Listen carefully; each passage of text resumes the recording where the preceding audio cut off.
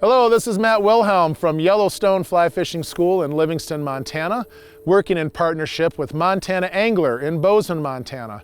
And what I'd like to show you today is how to do a roll cast. A roll cast is an essential fly cast to have in your quiver.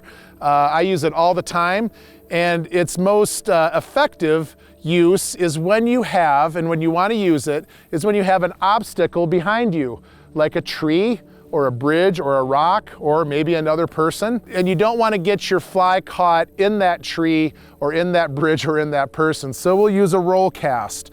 Basically, what a roll cast is, it's a forward casting stroke. I'm gonna get my line out, and I'm gonna show you how to set up for a roll cast. Now, since there's a tree behind me, there's no back cast in the roll cast. The setup is this: the fly stays on the water in front of us, and here's the setup. First thing is I like to have my hand as high as my head, okay? Second thing, I like to have my rod angle be back about 1 o'clock, oh, maybe 2 o'clock, right in that area. Third thing is we want to have a loop of line that hangs down off of the rod tip.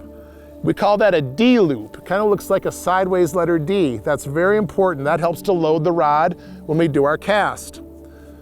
The next thing is I want my rod tip slightly tilted out to my right-hand side. I don't want that rod tip behind me because I don't want to catch myself with the cast as I come forward. So a slight outward turn or tilt of the rod tip.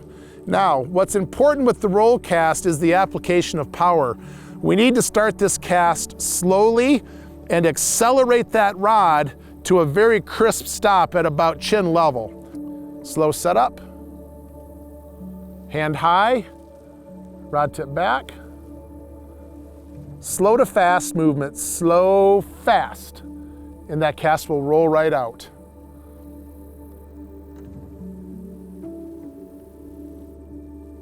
Slow to fast. Now, common mistakes with the roll cast are these. First of all, in the power application, some people will come forward and give it too much power too soon, and then you wind up with a piled up cast that does not straighten out.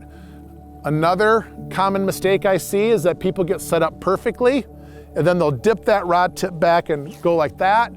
That will also lead to a collapsed cast. Again, slow setup, fly on the water, no back cast, hand high, rod back at about 2 o'clock, D loop, align your reel, elbow, and butt of the rod, accelerate forward to a crisp stop. And that's your roll cast.